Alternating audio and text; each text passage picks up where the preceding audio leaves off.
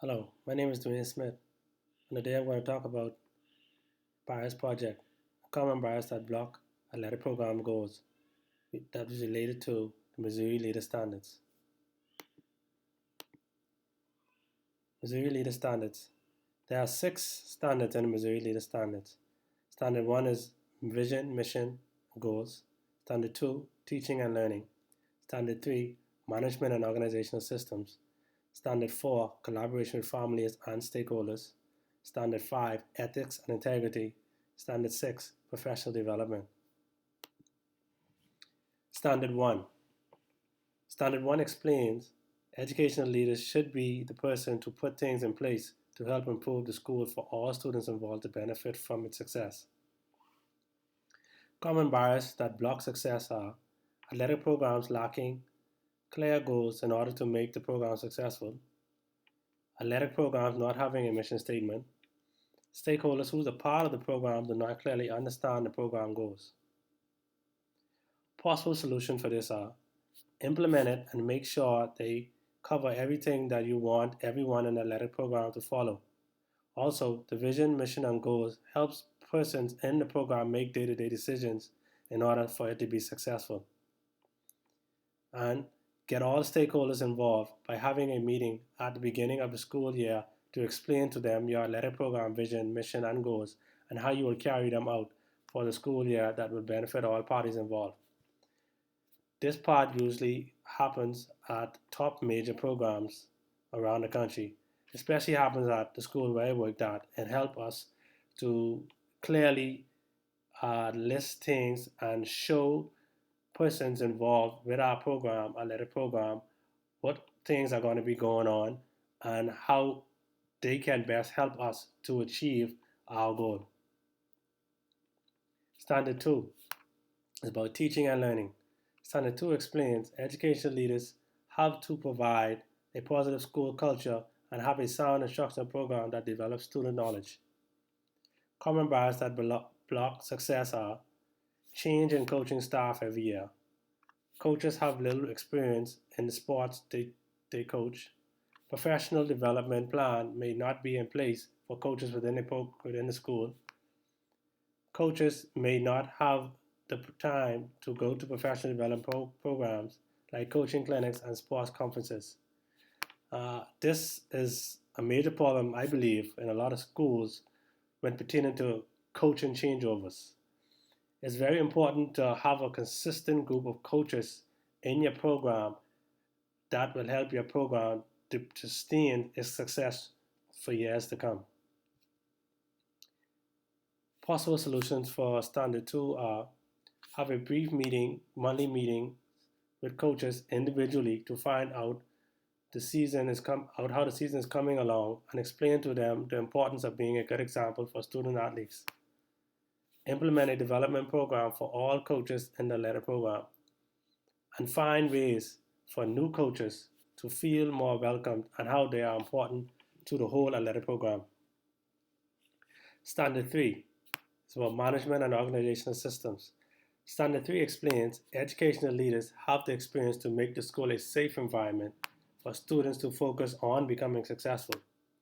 Common bias that block success are persons working in the athletic program responsibilities are not clearly defined. This means who is responsible for what. Persons in the program do not have sufficient organizational skills. And programs are lacking policies regarding the organizational structure. Possible solutions for this is provide courses to help improve the organizational skills of all persons within the program, have monthly meetings with staff going over responsibilities for persons in the program, and implement policies that relates to the letter program.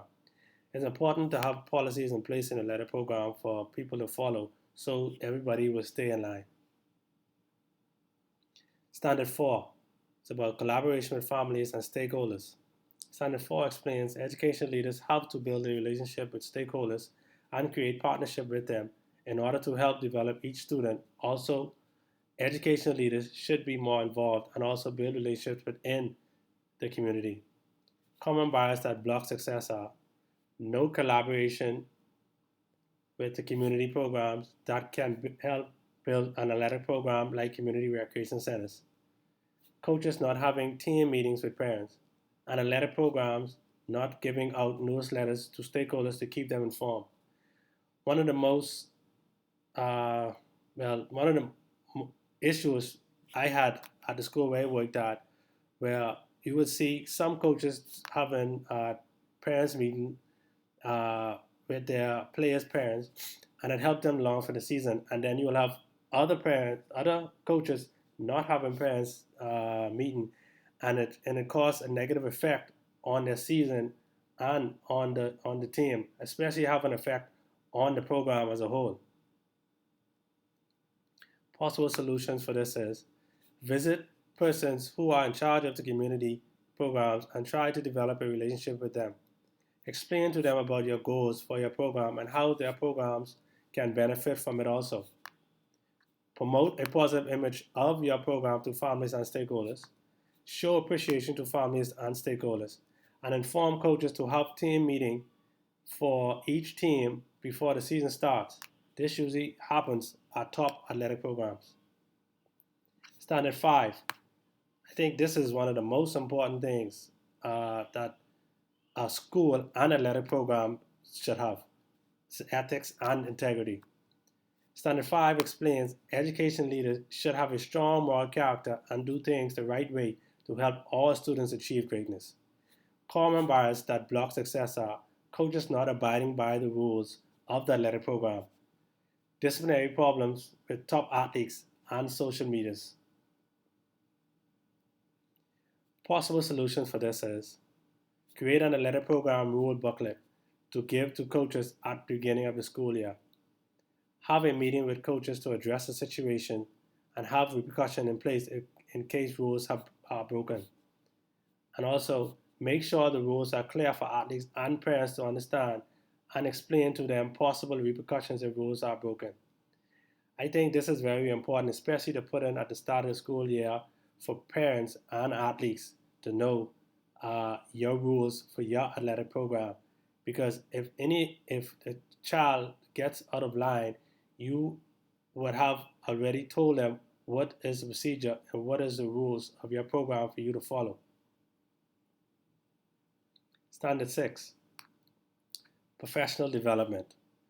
This is very important also because changes are going on year after year in the educational program and especially in the athletic program, where the way how coaches train their players and X's and O's of teams, and coaches and the athletic program need to be aware of current trends that be going on every year.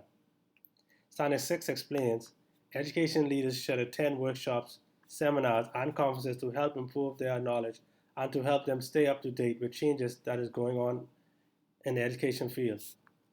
Common bias that block success are lack of funding for coaches to go on coaching certification, not enough time to attend coaching clinics and athletic director conferences. At the school where I worked at, I usually would go on a coaching clinic in the spring when during Easter break, was good for me. But one of the problems was that the other coaching clinics I wanted to go on, they took place during the school year. That would hinder my opportunity be able to go on the school year. At my school there was no problem with funding. The problem was really timing to go on the rest of the coaching clinics.